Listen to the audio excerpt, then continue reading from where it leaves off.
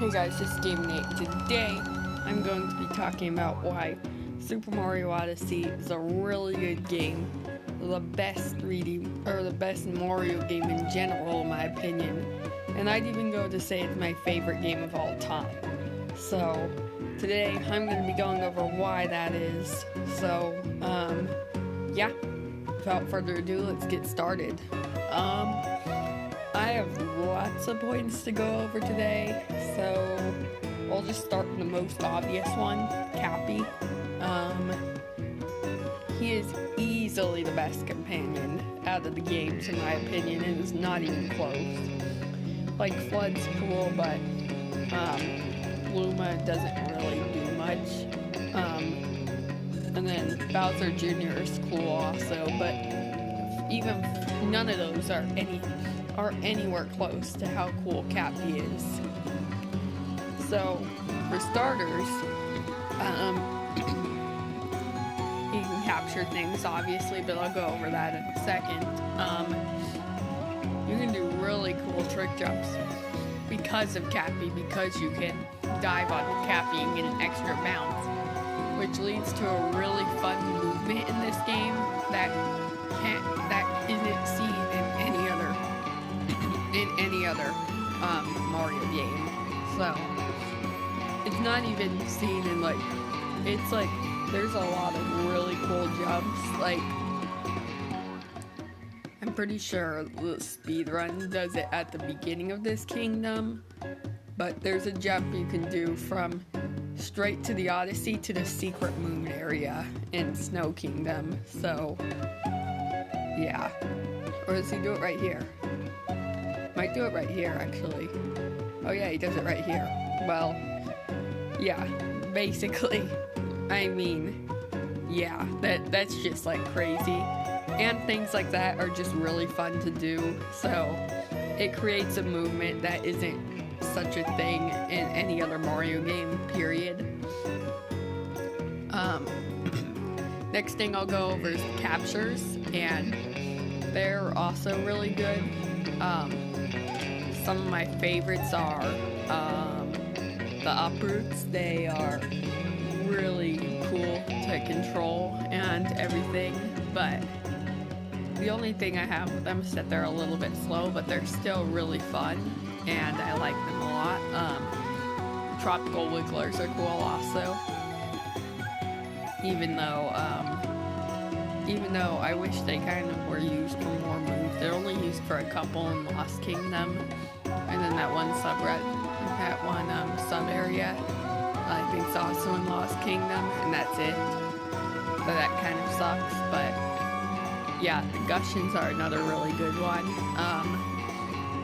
They make the water areas they make Seaside Kingdom a lot better because it's a lot easier to, travel through.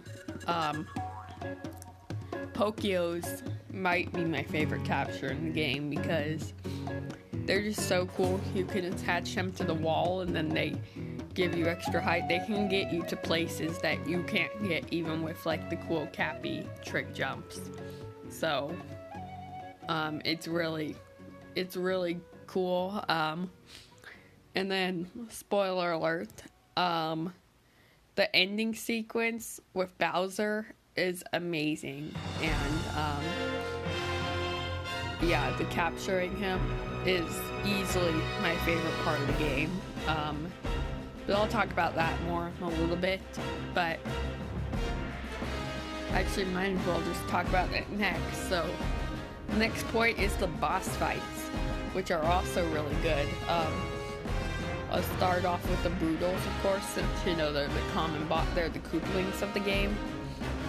And, I'd argue they're really underrated because all four of them have really unique and cool boss fights. I'll go over each of them individually right now. To start off, we have Topper, which he has 2 speedrun skips, when the others just have 1. You can jump on his hat when he's doing his hat move after you hit him, or you can hit his belly when he's doing like the spin hat attack. So that's really cool. Harriet is really fun because you can like do trick shots back at her because with like the bombs. If she throws them at you, and you can throw them back at her to get her hit faster. But yeah, as for Spewart, he really doesn't have much besides you can jump on his hat when he's down again. And also, actually, Harriet has a second skip also because you can hit her bombs when she's in her hat also. So Harriet is just kind of basic. I think everybody agrees that he's kind of the worst Koopling. I mean, brutal. Did I really just call them Kooplings? Whatever.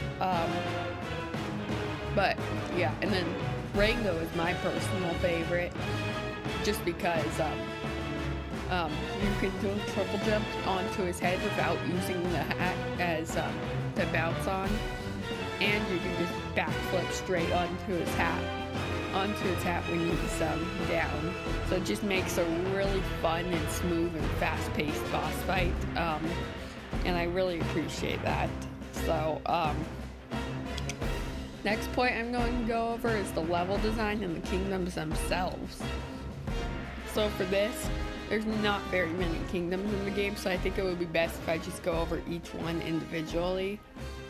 Well, we'll start off with Cap Kingdom, which is a really unique and interesting starting point for a Mario game. It's not just like, a basic grass world. It feels mysterious, and that's how it's supposed to feel, and I appreciate that.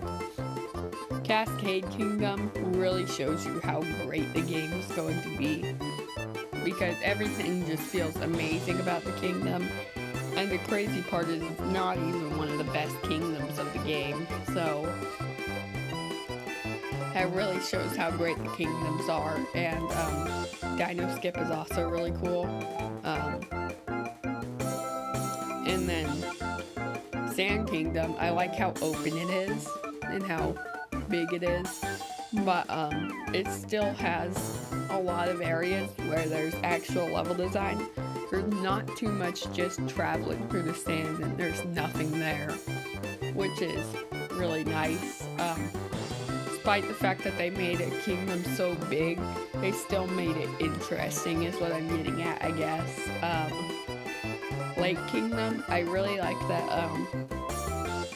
it's a smaller kingdom, so you could switch between the water and the land really easily, which isn't a thing in Seaside, which, yeah.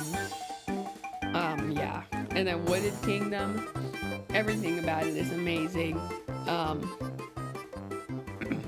I don't even know where to start. It's my second favorite kingdom of the game. Has some of the coolest trick jumps. The uproots are amazing. The uproots are amazing.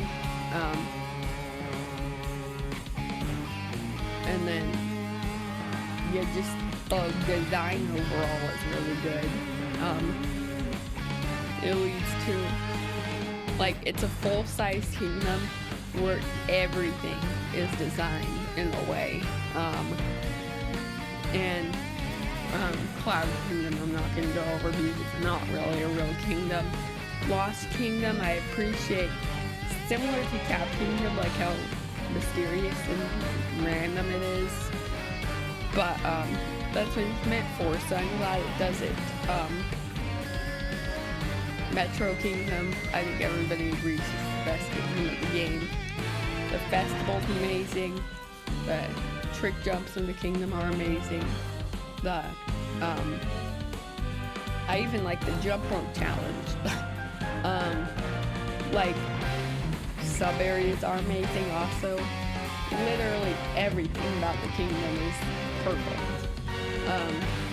Snow Kingdom. This kingdom doesn't get a lot of love, but I appreciate the sub areas.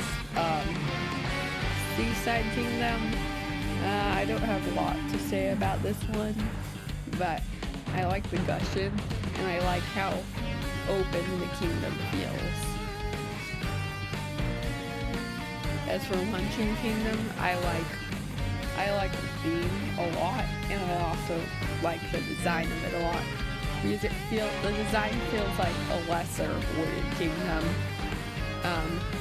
Like everything's interesting, just not quite as interesting.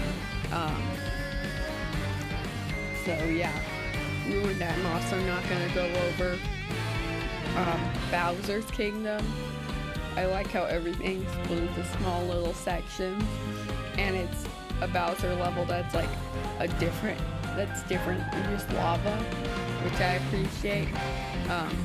And Moon Kingdom, though a lot of people are going to disagree with me here, but I actually like the low gravity physics quite a bit, and I really like the final boss fight also, as I've already said. So yeah, next thing I'll go over is the visuals, I guess. They're not amazing. I'm not gonna call it like the best 3D Mario visuals or anything, even though it could be just because it's the newest. But I mean, it's nothing crazy good, but they're still look really nice. So, and then the soundtrack is amazing. Even besides the 2 lyric songs that everybody talks about, Cascade Kingdom, Wooded Kingdom, Luncheon Kingdom, Cap Kingdom, the list goes on, and not even just the kingdoms either. There's also other tracks like the escape thing with Bowser that are really good also. And the Moon Cave. All these songs are really incredible, but I think that's all I'm gonna go over for today. I could go on for a lot longer, but I don't want to make this a super long video. So yeah guys, this video is going to be done. Like, subscribe, and turn on notifications. Bye bye.